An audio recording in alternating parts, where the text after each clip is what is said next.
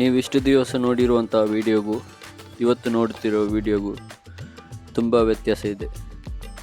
ಯಾಕಂದರೆ ಎಲ್ಲ ದಿವಸ ಎಲ್ಲ ಸಮಯ ಒಂದೇ ಆಗಿರುವುದಿಲ್ಲ ಅಲ್ವಾ?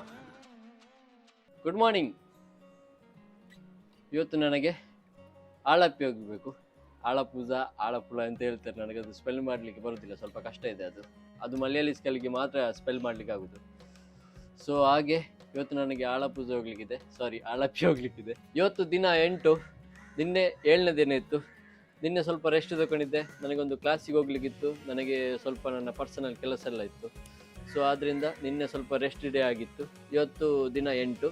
ನಿನ್ನೆದು ಎಲ್ಲ ಜರ್ನಿಯನ್ನು ಸ್ವಲ್ಪ ನೋಡಿ ಬನ್ನಿ, ನಂತರ 8ನೇ ದಿನಕ್ಕೆ ಕಾಲಿಡೋಣ.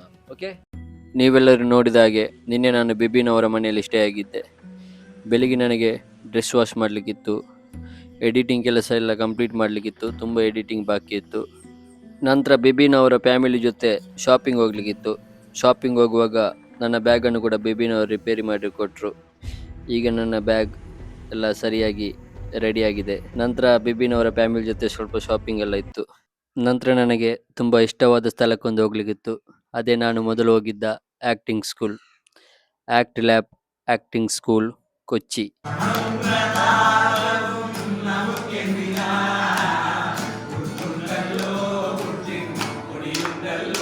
ನನಗೆ ಈ ಸ್ಥಳಕ್ಕೆ ಹೋಗೋದಂದರೆ ತುಂಬ ಖುಷಿ ಮಾರೆ. ಯಾವಾಗ ಈ ಸ್ಥಳ ಬರ್ತದಂತ ಕಾಯ್ತಾ ಇದ್ದೆ. ಅಲ್ಲಿ ಹೋಗಿ ಟೈಮ್ ಸ್ಪೆಂಡ್ ಮಾಡಲಿಕ್ಕೆ, ಅಲ್ಲಿ ಜನರ ಹತ್ರ ಮಾತಾಡಲಿಕ್ಕೆ, ಅಲ್ಲಿ ಕ್ಲಾಸ್ ಕೇಳಲಿಕ್ಕೆಲ್ಲ ತುಂಬ ಖುಷಿ ಆಗ್ತದೆ. ಸೊ ನಿಮ್ಮ ಕೂಡ ಆ್ಯಕ್ಟಿಂಗ್ ಟಿಪ್ಸ್, ಆ್ಯಕ್ಟಿಂಗ್ ಎಲ್ಲ ಕಲಿಬೇಕಾದ್ರೆ ನಿಮಗೆ ಇಲ್ಲಿ ಒಂದು ಜಾಯ್ನ್ ಆಗ್ಬೋದು.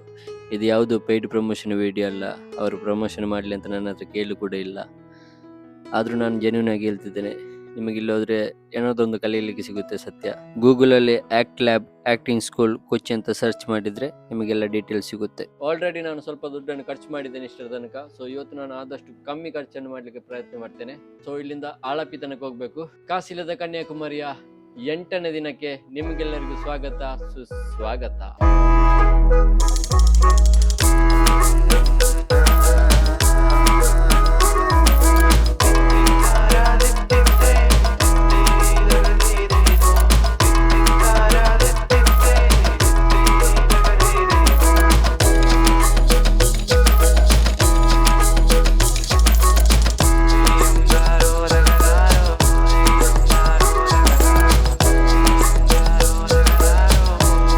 ಬೆಳಿಗ್ಗೆದ್ದು ಚಹಾ ಕುಡಿದು ಪುಟ್ಟು ಎಲ್ಲ ತಿಂದು ನಾನು ಹೊರಟೆ ಆಳಪ್ಪಿಗೆ. ಬಾಯ್ ಕೊಚ್ಚು, ಬಾಯ್ ಬಾಯ್ ಬರವೆ, ಟಾಟಾ ಬರ, ಟಾಟಾ.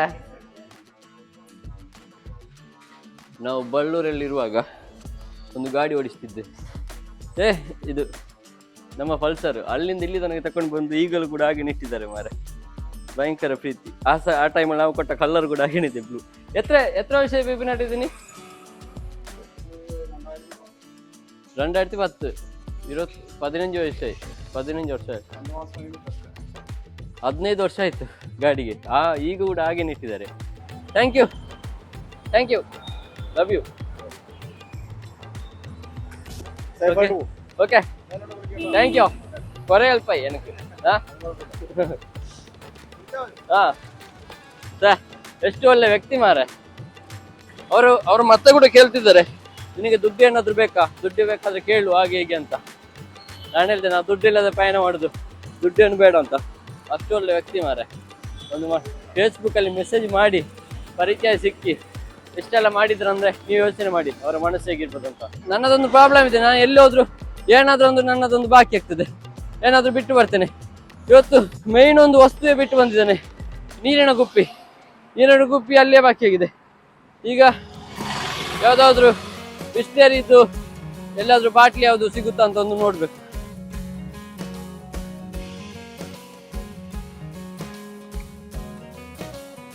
ನೋಡಿ, ನಾನು ಅಲ್ಲಿಂದ 3.5 ಕಿಲೋಮೀಟರ್ ತನಕ ನಡ್ಕೊಂಡು ಬಂದೆ. ಯಾಕಂದ್ರೆ ಇದು ಹೈವೇಲಿ ನಿಮಗೆ ಜಾಸ್ತಿ ಗಾಡಿ ನಿಲ್ಲಿಸುವುದಿಲ್ಲ, ಹೆವಿ ಸ್ಪೀಡಾಗಿ ಹೋಗ್ತಾ ಇರ್ತಾರೆ.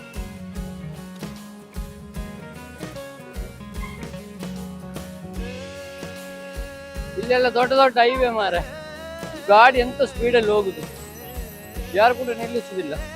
ನಾನು ಸಾಧಾರಣ 5 ಕಿಲೋಮೀಟರ್ ತನಕ ನಡ್ಕೊಂಡು ಬಂದೆ.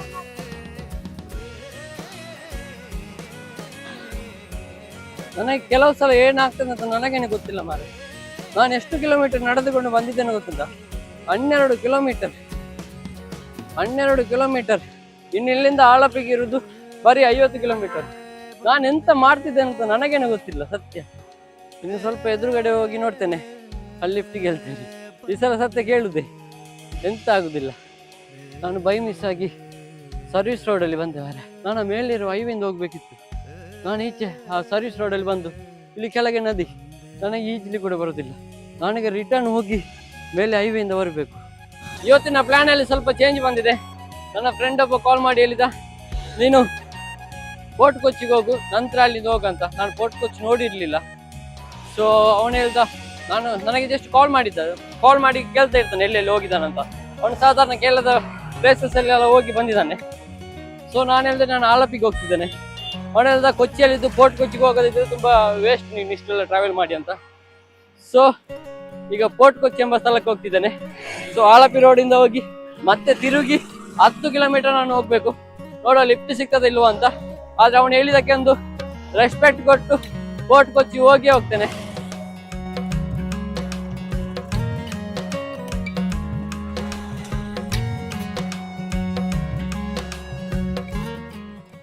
ಇಲ್ಲಿಂದ ಫೋರ್ಟ್ ಕೊಚ್ಚಿಗೆ 10 ಕಿಲೋಮೀಟರ್ ಇದೆ.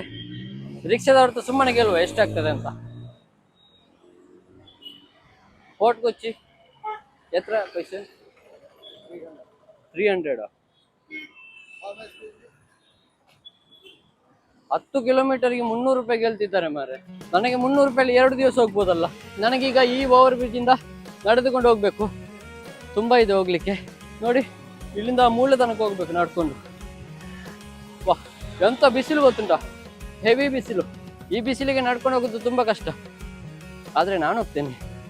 ನಮ್ಮ ಗುರಿ ಮುಟ್ಬೇಕಲ್ಲ. ಎಂತ ಬಿಸಿಲು ಎಂತ ಇದಿದ್ರು ಕೂಡ ನಾವು ಹೋಗುದೇ. ಹೈವೇಲಿ ಗಾಡಿಗಳು ಹೆವಿ ಸ್ಪೀಡ್ ಆಗಿ ಹೋಗುತ್ತಿರುವುದರಿಂದ ಯಾವುದೂ ಲಿಫ್ಟ್ ಸಿಕ್ಕಿಲ್ಲ. ಆದರೆ ನನಗೊಂದು ಸಣ್ಣ ದಾರಿ ಕಾಣಿಸುತ್ತದೆ. ನೋಡಿ ನಾನಿಲ್ಲಿ ಸ್ಟೆಪ್ ಅಲ್ಲಿ ಬಂದು ಕೂತಿದ್ದೇನೆ. ಇದೆಂತ ಮಾರೆ, ಇಷ್ಟು ದೊಡ್ಡ ಬ್ರಿಡ್ಜ್ ಅಂತ ನಾನು ಅನ್ಕೊಂಡೇ ಇರ್ಲಿಲ್ಲ. ಎಂತ ಇದು ಹೇಗೆ ಕಟ್ಟಿದ್ದಾರೆ, ಎಷ್ಟು ಉದ್ದ ಮಾರೆ. ಒಬ್ಬೋ ಇನ್ನೂ ಕೂಡ ಮುಗಿಲಿಲ್ಲ. ನಾನು ಎಷ್ಟು ನಡ್ಕೊಂಡು ಬಂದಿದ್ದೇನೆ ಅಷ್ಟೇನು ಆ ಬ್ರಿಡ್ಜಲ್ಲಿ ನಡ್ಕೊಂಡು ಹೋಗ್ಬೇಕು. 1:12 ಆಗ್ತಾ ಬಂತು. ತುಂಬಾ ಲೇಟ್ ಆಯ್ತು ಮಾತ್ರ. ಇವತ್ತು ಪ್ಲಾನ್ ಎಂತೆಲ್ಲ ಆಗ್ತಿದೆ, ಎಂತ ಮಾಡೋದಂತ ಗೊತ್ತಿಲ್ಲ. ಇಲ್ಲಿ ಸ್ಟೆಪ್ ಅಲ್ಲಿ ಕೆಳಗೆ ಹೋಗ್ತೇನೆ, ಕೆಳಗೆ ಎಂತಾದ್ರೂ ಆಗ್ತದೆ ಅಂತ ನೋಡುವ.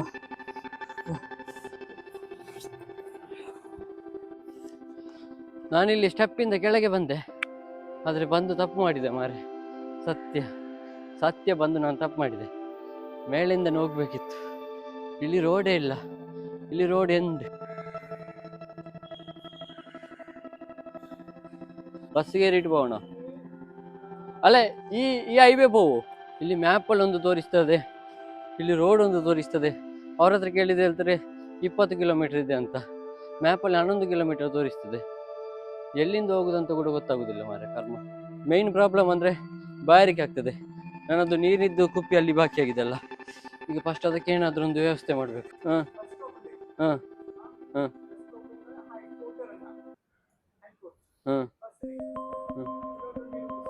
ಹಾಗೆ ಅವರು ಮತ್ತೆ ಕರೀದೆ ಹೇಳಿದ್ರು, ಇಲ್ಲಿಂದ ಒಂದು ಹೈಕೋರ್ಟಿಗೆ ಒಂದು ರೋಡ್ ಇದ್ದಂತೆ, ಅದರಿಂದ ಹೋದ್ರೆ ಅಲ್ಲಿಂದ ನಾನು ಹೋಗ್ಬೇಕಾದ ವಾಟರ್ ಮೆಟ್ರೋ ಇದೆ ಅಂತೆ, ಅದ್ರಲ್ಲಿ ಹೋಗ್ಬೋದಂತೆ.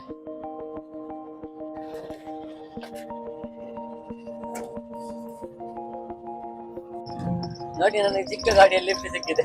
ಎಷ್ಟು ಚಿಕ್ಕ ಗಾಡಿ ಮರ, ಇದರಲ್ಲಿ ಕುತ್ಕೊಳ್ಳೋದು ಹೇಗೆ? ಇಲ್ಲಿ ನನ್ನ ಕ್ಯಾಮರಾ ಇಡ್ಲಿ ಕೂಡ ಸ್ಥಳ ಇಲ್ಲ. ನೋಡಿ ಒಂದು 500 ಮೀಟರ್ ಸಿಕ್ಕಿದೆ. Thank you. ಇಲ್ಲಿ ಮ್ಯಾಪ್ ಅಲ್ಲಿ ಒಂದು ತೋರಿಸ್ತದೆ, ಇವರೊಂದು ಹೇಳ್ತಾರೆ. ನನಗೊಂದು ಅರ್ಥ ಆಗುದಿಲ್ಲ ಮರ, ಎಲ್ಲಿ ಹೋಗ್ಬೇಕಂತ. ಕರ್ಮ, ಯಾರ ಹತ್ರ ಕೇಳುದು? ಎನಕು ಫೋರ್ಟ್ ಕೊಚ್ಚಿ ಹೋಗೋಣ. ಫೋರ್ಟ್ ಕೊಚ್ಚಿ ಈಗ ನನಗೆ ಇರುವುದು ಲಾಸ್ಟ್ ಆಪ್ಷನ್ ಅಂದ್ರೆ ವೈಟ್ ಲೈನ್. ಅಲ್ಲಿ ಹೋಗಿ ಅಲ್ಲಿಂದ ವಾಟರ್ ಮೆಟ್ರೋ ಇದೆ, ಅಲ್ಲಿಗೆ ಹೋಗ್ಬೇಕಂತೆ. ಈಗ ನನ್ನ ಅವಸ್ಥೆ ನೋಡಿ ಹೇಳ್ತಾರೆ, ನಾನೇ ನಿನ್ನನ್ನು ಅಲ್ಲಿ ತನಕ ಬಿಡ್ತೇನೆ ಅಂತ. Thank you bro. ಗಾಡಿಯಿಂದ ಬ್ಯಾಗ್ ಎಲ್ಲ ಇಳಿಸ್ತಿದ್ದಾರೆ ನನಗೋಸ್ಕರ. ಕೊರವಾ? ಹಾ, ಹಾಗೆ ನನಗೆ ನೋಡಿ ಅವರ ಬ್ಯಾಗ್ ನೋಡಿ ಪಾಪ. ಹಾಗೆ ನಾವು ಈಗ ವಾಟರ್ ಮೆಟ್ರೋದಲ್ಲಿ ಹೋಗ್ತಿದ್ದೇವೆ.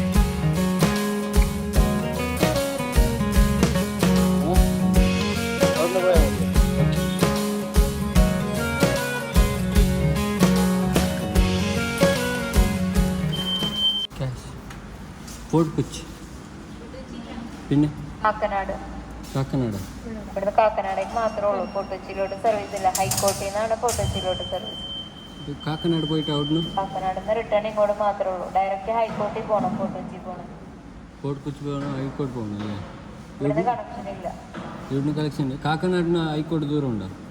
കാക്കനാടിന് ദൂരമാണ്, പോണേരക്കും നല്ലത്. ನಾನು ಹೋಗ್ಬೇಕಾದ ಸ್ಥಳಕ್ಕೆ ಇಲ್ಲಿಂದ ಮೆಟ್ರೋನೇ ಇಲ್ಲ ಅಂತೆ, ಮತ್ತೆ ಬೇರೆ ಒಂದು ಸ್ಥಳಕ್ಕೆ ಹೋಗಿ ಅಲ್ಲಿಂದ ಹೋಗ್ಬೇಕಂತೆ. ಸತ್ಯ ಮರೆ, ಎಂತ ಆಗ್ತಿದೆ ಅಂತ ನನಗೇನೆ ಗೊತ್ತಿಲ್ಲ ಮರಿ. ಇವತ್ತು ಆಲಪಿ ಹೋಗ್ಲಿಕ್ಕೆ ಆಗಲಿಲ್ಲ. ಇಲ್ಲಿಂದ ಹೈಕೋರ್ಟಿಗೆ ಹೋಗ್ಬೇಕಂತೆ. ಹೈಕೋರ್ಟಿಗೆ ಹೋಗಿ ಎಂತ ಮಾಡೋದು ದೇವರಿಗೆ ಗೊತ್ತು. ಹೇಗಾದರೂ ನಡೆದುಕೊಂಡು ಬಂದು ನಾನು ಹೈಕೋರ್ಟ್ ವಾಟರ್ ಮೆಟ್ರೋ ಸ್ಟೇಷನ್ಗೆ ಬಂದೆ. ಫೈನಲಿ ಟಿಕೆಟ್ ತೆಗೆದು ಮೆಟ್ರೋದಲ್ಲಿ ಕುಳಿತುಕೊಂಡೆ.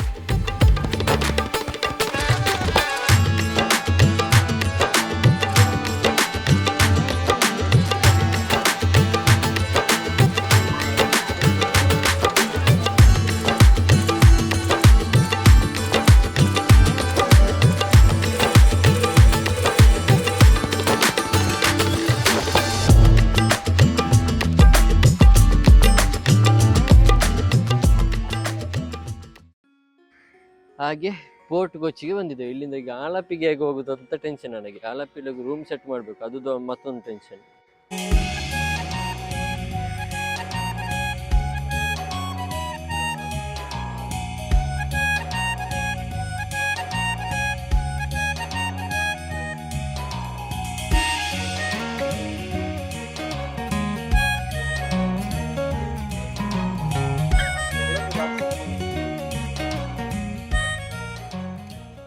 ಸತ್ಯ ಹೇಳ್ಬೇಕಾದ್ರೆ ನಾನು ಬೀಚ್ ಹತ್ರ ಹೋದೆ, ಬೀಚಿನ ಸೈಡಲ್ಲಿ ವಾಕ್ ಮಾಡಿದೆ. ಅದು ನನಗೆ ಮಂಗಳೂರಲ್ಲಿ ಕೂಡ ಮಾಡ್ಬೋದು. ಮತ್ತೆ ಇಲ್ಲಿ ಇರೋದು ದೊಡ್ಡ ದೊಡ್ಡ ಹೋಮ್ ಸ್ಟೇಗಳು, ಅದನ್ನೆಲ್ಲ ಎಂತ ನೋಡುದು. ಇಲ್ಲಿಂದ 4 ಕಿಲೋಮೀಟರ್ ನಡೆದೋದ್ರೆ ಒಂದು ಜೋ ಟೌನ್ ಅಂತ ಸಿಗುತ್ತೆ, ಅದನ್ನಾದ್ರೂ ನೋಡುವ. ಇದು ನಡೆದಷ್ಟು ಮುಗಿಯುವುದಿಲ್ಲ ಮಾರೆ. ಎಷ್ಟು ನಡೆದ್ರು ಇನ್ನೂ ಕೂಡ 2.9 ಕಿಲೋಮೀಟರ್ ತೋರಿಸ್ತಿದೆ. ಹಾಗೆ ನಾನು ಜೋಸ್ ಟೌನಿಗೆ ರೀಚ್ ಆದೆ ಮಾರೆ. ಇಲ್ಲಿ ಎಂತ ಉಂಟಂತ ನನಗೇನು ಗೊತ್ತಿಲ್ಲ. ನಾನು ಯಾಕೆ ಇಲ್ಲಿ ಬಂದಿದ್ದೇನೆ ಮಾರೆ. ಇವತ್ತು ನಾನು ದಿನಾನೇ ವೇಸ್ಟ್ ಮಾರೆ. ಕಾರಣ ಇಲ್ಲೆಲ್ಲ ಆಂಟಿಕ್ ಐಟಮ್ಸ್ ಇದೆ, ಅದನ್ನಾದ್ರೂ ಸ್ವಲ್ಪ ನೋಡುವ ಇಲ್ಲಿ.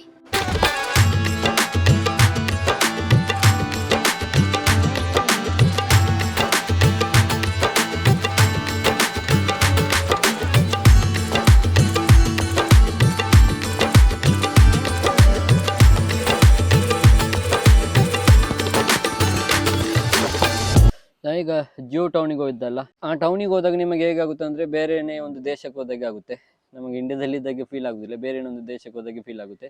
ಆ್ಯಂಟಿಕ್ ಐಟಮ್ಸ್, ಸ್ಪೈಸಸ್ ಮತ್ತು ಆರ್ಟ್ ಗ್ಯಾಲರಿ ಆ ಟೈಪ್ ಇದೆಲ್ಲ ವಸ್ತುಗಳೆಲ್ಲ ಸಿಗ್ತದೆ ನಿಮಗೆ. ನಾನೀಗ ಮಟ್ಟಂಜೇರಿ ಬಸ್ ಸ್ಟ್ಯಾಂಡಲ್ಲಿದ್ದೇನೆ. ಇಲ್ಲಿಂದ ನನಗೆ ರೈಲ್ವೆ ಸ್ಟೇಷನ್ಗೆ ಹೋಗಬೇಕು. ನನಗೆ ಟ್ರೈನಲ್ಲಿ ಹೋಗೋದು ಇಷ್ಟನೇ ಇಲ್ಲ ಸತ್ಯ. ಆದರೆ ಎಂತ ಮಾಡೋದು, ನನ್ನ ಹತ್ರ ಬೇರೆ ಆಪ್ಷನ್ ಇಲ್ಲ. ನನಗೆ ಈಗ 7 ಗಂಟೆ ಮೊದಲು ಆಲಪಿಗೆ ರೀಚ್ ಆಗಬೇಕು. ಅಲ್ಲಿ ಹೋಗಿ ಸ್ಟೇ ಹುಡುಕಬೇಕು, ಏನಾದರೂ ಮಾಡಬೇಕು. ನಾವೀಗ ದುಡ್ಡು ಕೂಡ ಜಾಸ್ತಿ ಖರ್ಚು ಮಾಡುವಾಗಿಲ್ಲ, ಎಂತ ಮಾಡೋದಂತ ಗೊತ್ತಿಲ್ಲ. ಇವತ್ತಿನ ದಿನ ಸುಮ್ಮನೆ ವೇಸ್ಟ್ ಆಯಿತಾ ಅಂತ ನನಗೊಂದು ಅನುಭವ. ರೈಲ್ವೆ ಸ್ಟೇಷನಿಗೆ 18 ರೂಪಾಯಿ. ಈಗ ಹೇಗಾದರೂ ಹೋಗಿ ಆಲಪಿಗೆ ಹೋಗಿ ರೀಚ್ ಆಗಬೇಕು.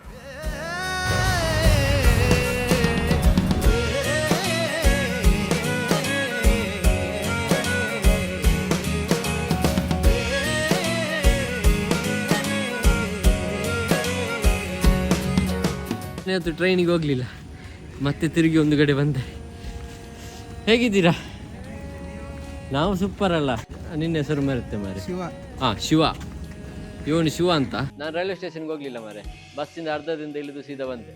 ಇಲ್ಲಿ ನಮ್ಮೊಂದು ಆಫೀಸ್ ಇದೆ, TRIPLEM ಗ್ರೂಪ್ಸ್ ಅಂತ. ಅವರು ಕೊಚ್ಚಿಯಲ್ಲಿ ಆಫೀಸ್ ಇರೋದು. ನನಗಾಯ್ತು ಲಾಸ್ಟಿಗೆ ಇಲ್ಲಿಗೆ ಬರುವಂತ, ಆಗೋದಿಲ್ಲ, ತುಂಬ ಸುಸ್ತಾಗಿತ್ತು ಸತ್ಯ. ಒಂದು 5 ನಿಮಿಷ ಫ್ರೆಶ್ ಆಗಿ ಬರ್ತೇನೆ. ನಮ್ಮ ಕೊಚ್ಚಿ ಆಫೀಸಲ್ಲಿ ಯಾರೆಲ್ಲ ಇದ್ದಾರೆ ಗೊತ್ತುಂಟಾ?